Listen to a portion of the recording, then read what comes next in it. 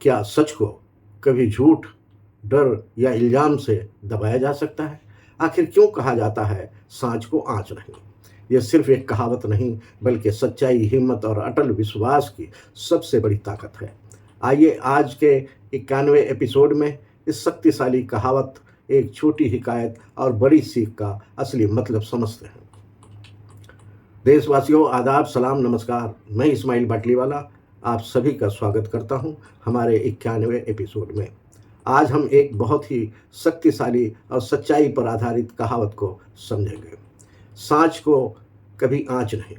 क्या आपने ये कहावत पहले सुनी है? आइए इसे बहुत ही आसान और सरल भाषा में समझते हैं। मतलब आसान भाषा में समझिए। साँच का मतलब है सच्चाई, आँच का मतलब है आग, नुकसान या परेशानी। इस कहावत का सीधा मतलब है, अगर इंसान सच्चाई के रास्ते पर है तो उसे कोई भी नुकसान नहीं पहुंचा सकता है। थोड़ा और आसान तरीके से समझिए, सच्चाई कभी छिप नहीं सकती है।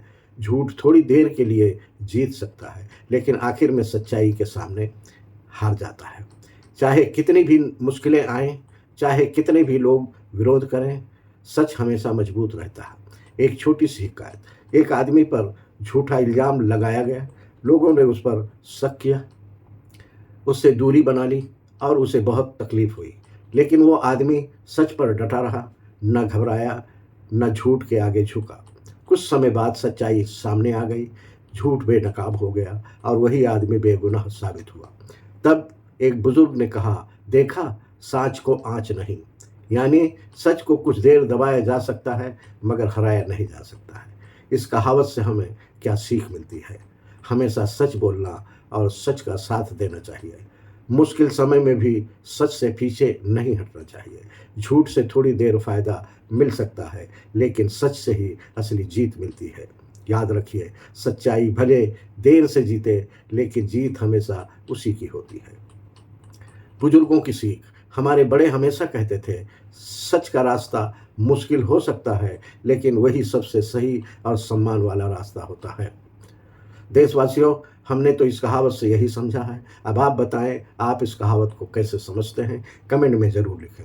ये सिर्फ वीडियो नहीं है, बल्कि जागरूकता मिशन है। हर शब्द, हर विचार और हर कहानी का मकसद है समाज में सकारात्मक बदलाव लाना। वीडियो पसंद आए तो लाइक करें, अपनी राय कमेंट में ज़रूर लिखें, अपने दोस्तों और परिवार को वीडियो शेयर करें। इस्माइल बाटलीवाला नाम के यूट्यूब चैनल को सब्सक्राइब करें। Instagram, Facebook, Twitter, x, Telegram और ब्लॉगर पर इस्माइल बाटलीवाला को फॉलो करना ना भूलें। देशवासियों, मिलकर हम अपनी सांस्कृतिक विरासत को जिंदा रखेंगे। कल शाम 7 बजे हम फिर मिलेंगे, एक नई कहावत, नई हिकायत और नई सीख के साथ। बहुत बहुत शुक्रिया। जय हिंद।